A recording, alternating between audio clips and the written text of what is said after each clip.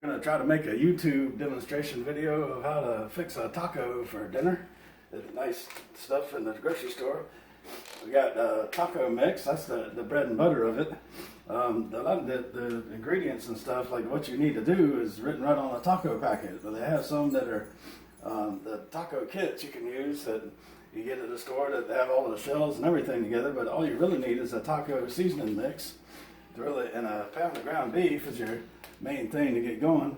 Then the other things become like accessories. Now, a lot of people, like with the taco shells, you can get in those taco kits and actually have tacos, but you can make taco salad just using the Tostitos chips that a lot of people like to use.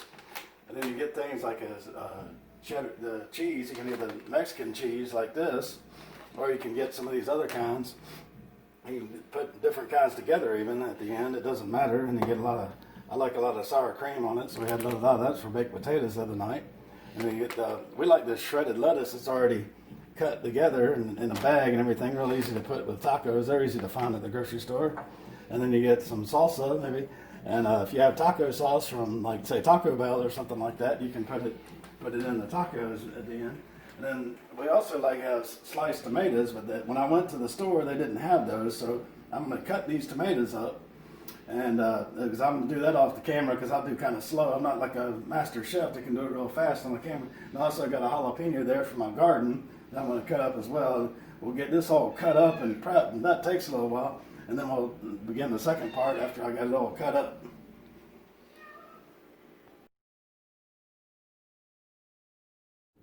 Important with cooking is always just reading directions, and that tends to tell you what you got to do for things. So this here, the taco seasoning mix, is the key.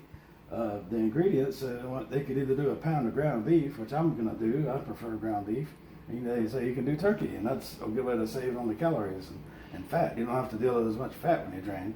They also call for 3/4 cup of water, and then the packet of seasoning mix, and then they call for taco shells, which we're going to take a punt and do tortilla. They said for flour tortillas, we're just going to do the tortilla shells there and have a taco salad instead of tacos. And then toppings such as diced tomatoes, shredded cheese, and lettuce. So we have all that on the counter too.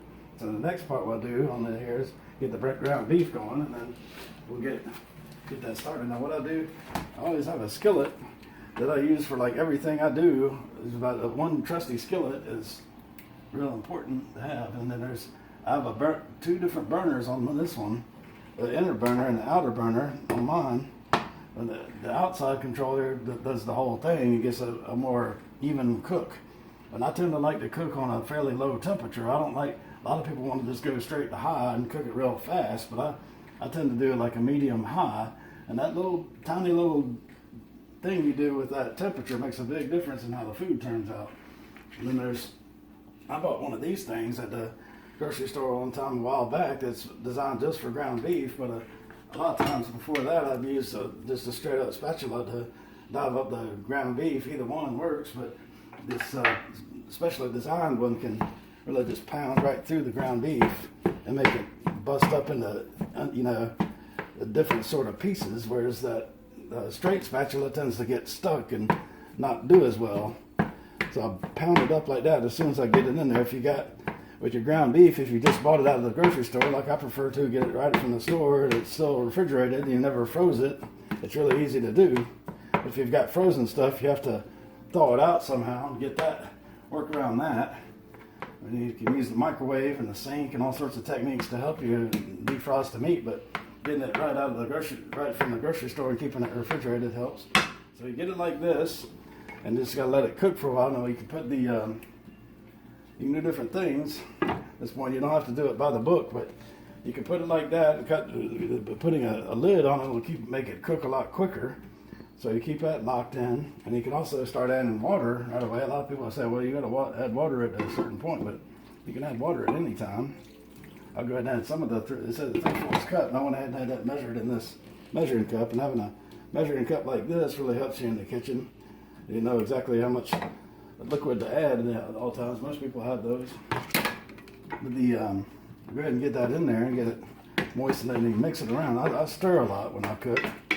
I keep things moving around. If you let things sit, things kind of get cooked uneven. Then you start, a lot of times in the final result, you have a really dark spot, a really light spot, uncooked. When you stir it around, things will get cooked better. You're using that spoon to keep that. Now, I get more of this water in here, and it's all going to be about water and spice and the meat at first. And we don't get all this other stuff. I decided to do a taco thing because that's a fairly straightforward deal. You can see where I cut the jalapeno up. I like spicy food. My fiance likes non-spicy food, so the jalapeno is all about me, but the tomatoes are for me and her, and she likes hers finely chopped, so I chopped it up accordingly so we'd have it.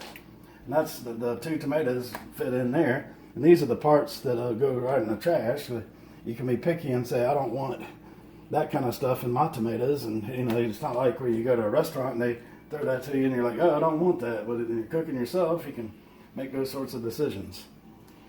So we'll get this cooking a little bit more and get it browned up. We'll probably need to cut it up a little bit. This seems to be slowly cooking and not getting as brown as fast. It's a whole pound of ground meat, so it does take a little while to get. It's refrigerated, so it's going to take a little while to get it hot.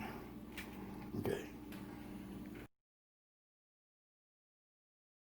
Just gone a few minutes since the previous video, and the meat's already turning brown. It's all about 3 or 4 minutes. It does all it took to do that with the lid on the skillet and then that same temperature, so I didn't adjust any of that.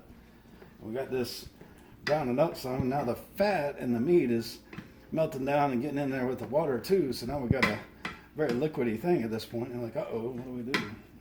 Now that we got the lid off, you can let it cook a little while and let the moisture evaporate. If you have fans of the thing like we have here, and you cut that on, and ours doesn't really vent outside, so I don't like to use ours very much, but if you get the one that goes outside, that's great. But you just get it open and the lid off, and then what you do here, this is where you actually do need to add a lot of heat and get the water boiling. And then that juice in there, we've got a plethora of it now, and it'll evaporate. And this is the point where you want to add your seasoning to it. Get it going good when everything's in kind of what I call a critical point in cooking, where you get the most heat going. That's where you got to act fast, is in high heat.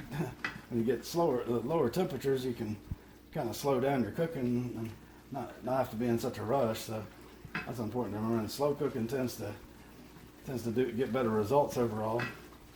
Getting it hot here, it'll get this water evaporating. So I'm stirring it up. I'm real, on top of the skillet while I got it cut up like this. And then as you see, right with it being hot like that, it gets going quick. So I cut it back down so it doesn't go crazy on me and start burning. So you always got to keep an eye on the temp is the most important thing. And we're done with the taco seasoning mix. And we got to let that cook a little while. But while we're off camera, I did some other things. I grabbed some fire sauce. And I went to the taco kit, so I put a sauce packet in there.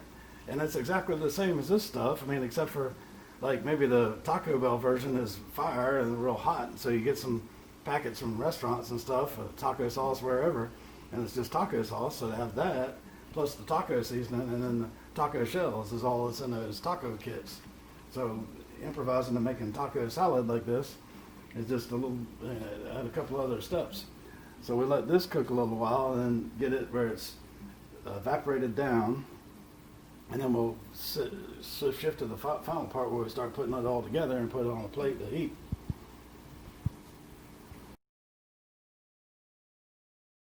We're ready to finish up and be done. One thing I always like to do is cut a heat completely off on my unit, because what it'll do is it'll stay hot for a long time even after it's off. And then mine, it says cooktop hot, so I like that feature. But even any electric stove is going to stay hot for a long time after you finish with it. But now everything, all the electricity is done with, we can start dishing it out and put it on the plate and get the meat on there. And I like to put that on there on top. I put a bit of lettuce and the chips on there while we had the video stopped earlier. And now I put that on there, put it enough to make for a deal here. And then you get, when I put it right on top of the meat, will be the cheese. So the cheese will start melting on the meat right away. I know this is the stuff I'm eating myself, so I don't mind touching this cheese. This is going to be the last of it. I'll let my fiance eat that cheese. And then we put this. I like sour cream on mine, and I put some of that too. A couple of daddles of that. And you get the tomatoes going. So you get some of that. I'm not crazy about that. My jalapenos over here, I threw a few of them in the middle of all that. And they kind of, with this much other stuff, little bitty jalapenos, kind of get covered up. And you have to kind of cut them up with your own knife eventually. But I grew those in my garden. And eventually I may make a how to do on a gardening video, but that's a future date. But I got some salsa, and I'll pretty much be salsa and sauce. That taco sauce. This is Kiki salsa here, but any kind will do. Any tomato-based salsa, mix with all those tomatoes, and you put that taco sauce on there, and a couple of those, and you're all set for a great dinner.